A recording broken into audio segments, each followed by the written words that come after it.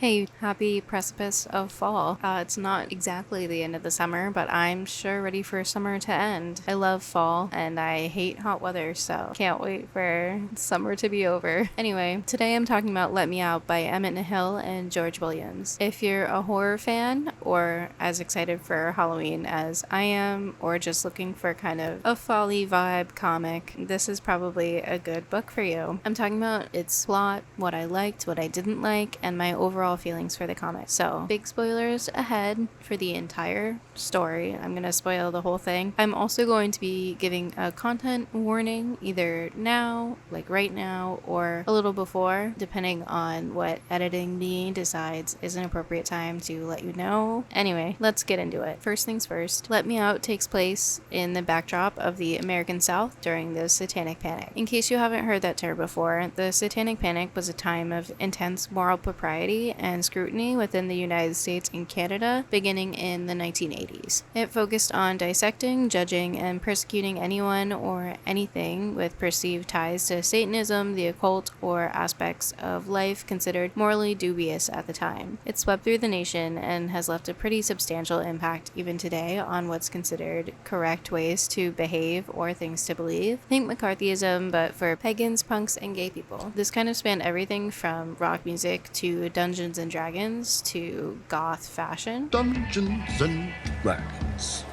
At first regarded as a harmless game of make-believe, now has both parents and psychologists concerned. So, yeah, just something to keep in mind for the story. Let Me Out opens up with Sheriff Mullen, a grizzled cop from Columbia, South Carolina. He's meeting with Garrett, a government agent that seems to be essentially a man in black, meets Bureau of Paranormal Research and Defense. Is it a child? It's just a human child.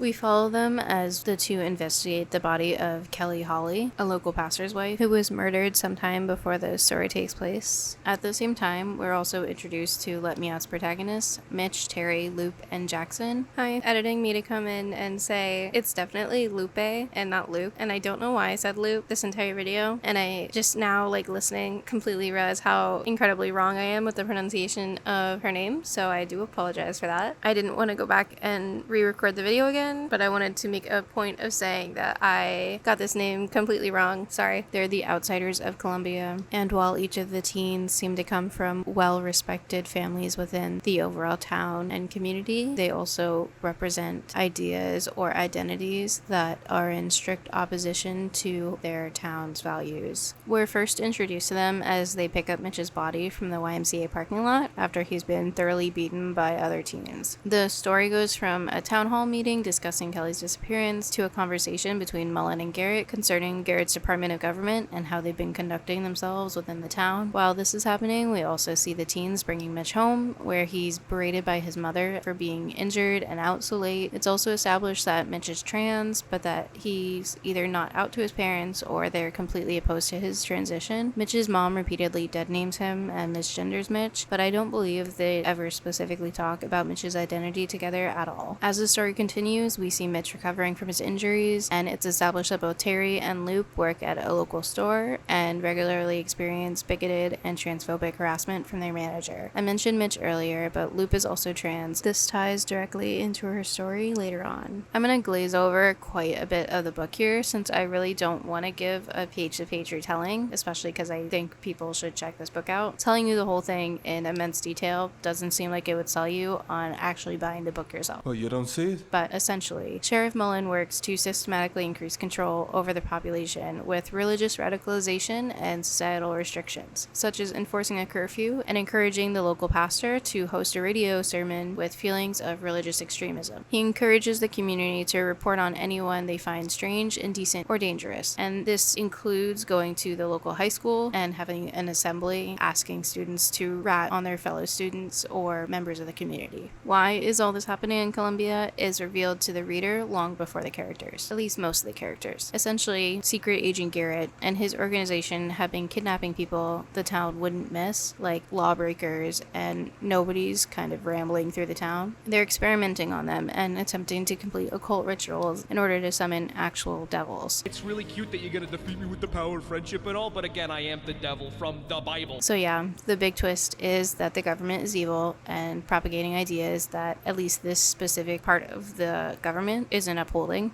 At the same time, Mitch, Terry, Loop, and Jackson are just trying to live their lives under the increasing pressure and scrutiny of the town. We see them try to participate in tasks that would have been completely normal a short time before, like hanging out at night or going to basement shows where Terry's band is performing.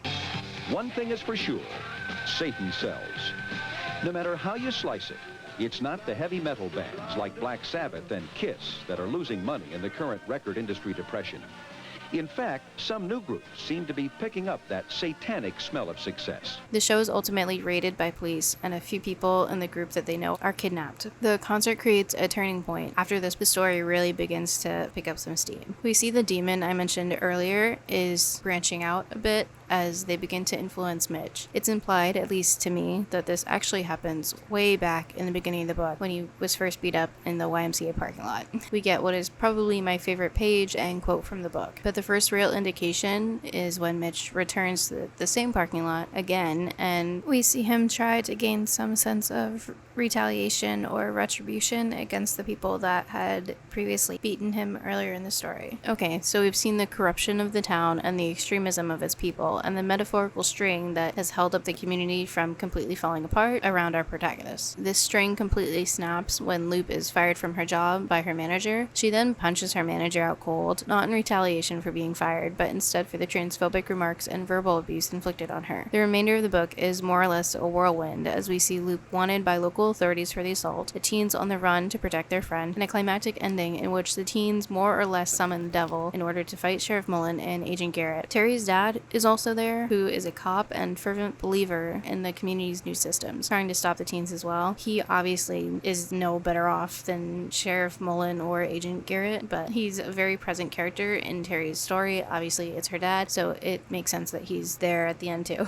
One high-speed car chase, shootout, and portal to heck later, Let Me Out ends with the teens escaping their small town, leaving everyone that they know behind and hitting the road. It's unclear if any of their families made it out, as they cause pretty catastrophic destruction in the town before they leave, basically summoning the devil and letting them have a rampage around the town. It's also not clear if the extra passenger, aka that devil, stuck around for the ride. The book actually ends with the end with a question mark, hinting that the teen's tale isn't quite done. With the story out of the way, what did I think about Let Me Out? Starting with what I liked, this comic looks great. George Williams kills it with the art, and it reminds me of a few other comics that I've mentioned on my channel, namely After Dark and Blackwater. It has a fun, loose style and isn't afraid of gore, but isn't gross with it either. The colors are a nice mix of very bright, highly saturated, and moody, more subdued tones. The panels themselves aren't overly experimental in format or perspective, but the ones that are really stand out. The book is overall visually very clean and follows a layout that I honestly prefer. It also has a vintage aesthetic, so I'm a sucker for that kind of thing. The writing is also nice. I think Emmett Nahill does a great job of balancing so many moving parts in regards to storyline, and while I would have loved to see more of any of the characters, I do appreciate him giving each of them a few pages to shine. I also like that the men in black are the perpetrators of the demon summoning. While not an entirely original concept, it's executed well and adds to the overall vibe. Like, I don't think it would have worked if the demon summoner had been a fellow punk or like a soccer mom, but the government summoning demons feels believable and like a story I can get behind. They have literally tried to explore telepathy and astral projection in real life, so occult stuff not entirely out of the realm of possibility, even in our world. And remember, kids,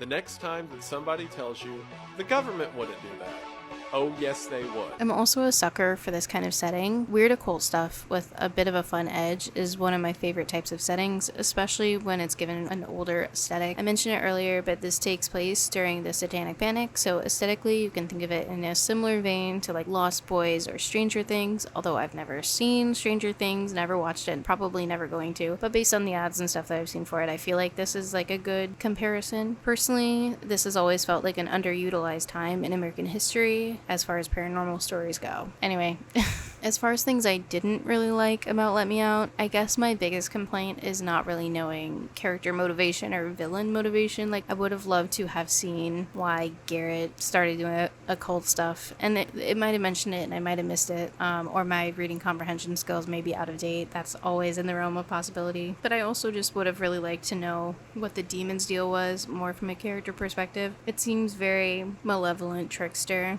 which is cool. I love that kind of character, but this is ultimately a story focused on character expression and interpersonal relationships, so it focuses in that regard really heavily on the teens and their experiences specifically as a reflection of, to some degree, the reader probably, but also of their situation and the place in history and its significance on repressing and pressing down societally on people. But, you know, I want to know why the bad guy's doing what he's doing. Overall, if you're a fan of stuff like Gravity Falls, Lost Boys, or Midnight Mass, I think that you should check out this comic. Especially with Halloween looming in the distance, it's a quick, easy, fun read with a little bit of horror, a little bit of religious trauma, really nice art. The main point in this video was to talk about something that I really like and that I think you should read. So I hope this video didn't end up being a tragedy. I am recording this at like midnight, so hopefully I don't sound too tired. If you made it this far in the video, then thank you for checking it out. And also, you should check out other videos I have, because I have quite a few in this similar realm of monster stuff. I love folklore and supernatural monsters. I really don't like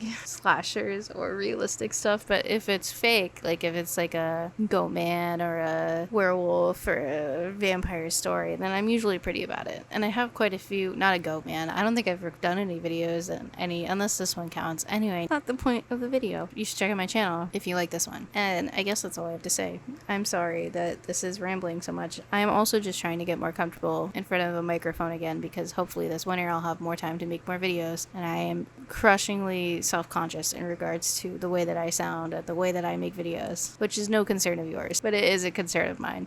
Anyway, thank you and have a good night, and hopefully at some point I will make something again. Alright, bye YouTube.